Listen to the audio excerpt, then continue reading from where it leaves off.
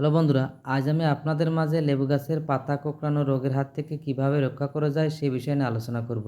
আশা করি সম্পূর্ণ ভিডিওটি দেখবেন, তবে সম্পূর্ণ তথ্য এবং কিভাবে পরিচর্যা করতে হয় সে বিষয়ে সম্পূর্ণ ধারণা পাবেন। বন্ধুরা, আমরা ছাদ বাগানে বা নিচে বা মাটিতে যে কোনো জায়গায় আমরা লেবু গাছ নেই এমন বাড়ির সংখ্যা আমাদের এখানে বা বলেন বা যেখানে থাকি না কেন খুবই কম আছে।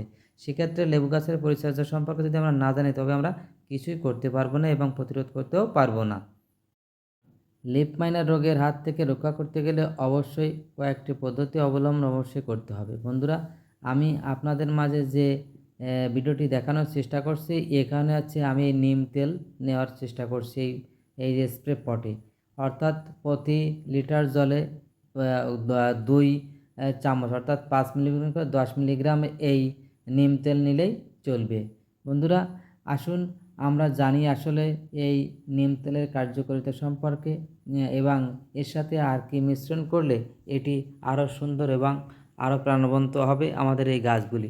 বন্ধুরা, নিম তেল স্প্রে করলে গাছের যে শিরা উপশিরাগুলো যে ওই লিফ মাইনারে কেটে দেয় বা নষ্ট করে দেয় সেগুলির থেকে অবশ্যই রক্ষা করা যায়। আর লেবু গাছের বিশেষ করে ছাদ বাগান বলেন আর যেখানে বলেন না কেন, অত্যন্ত গুরুত্বপূর্ণ দিক থাকে লিফ মাইনার রোগ। এখান থেকে যদি রক্ষা করতে না পারা যায় তবে লেবু গাছগুলোকে ভালো ফসলের দিকে ঠেলে দেওয়া যায় না।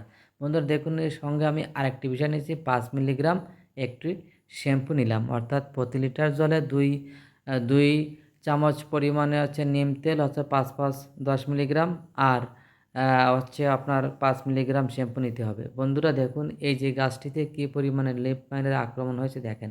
আমার ছাদ বাগানে এটি হচ্ছে চায়না কমলা। এটি আপনাদের গাছে কী আছে জানি না, তবে আমার এই গাছটিতে দেখেন কিরম শিরা উপশিরাগুলো নষ্ট করে দিয়েছে এর লিফ মাইনার রোগে। এগুলোর হাত থেকে রক্ষা করতে গেলে অবশ্যই আমাদের অর্গানিক পদ্ধতিতে যাওয়া সবথেকে বেটার।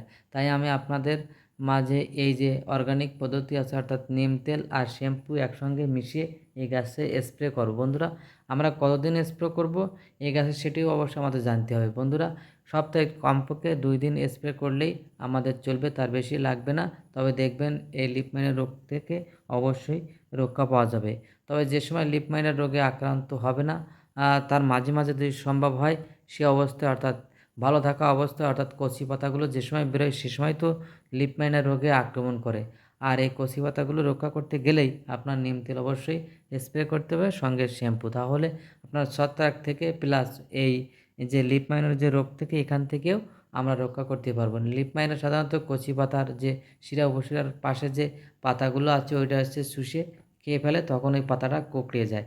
অর্থাৎ যদি এখানে নিম তেল স্প্রে করা থাকে তখন ওরা ওই তিতো এবং এর যে আঠালো ভাবটা থাকে তার থেকে ওরা সবসময় দূরে থাকে ওই পোকাগুলো। এর জন্য এই ছোটো ছোটো পোকাগুলো এই নতুন নতুন পাতাতে আর লাগবে না, তখন এই কচি পাতাগুলো সব থেকে রক্ষা করা সম্ভব হবে।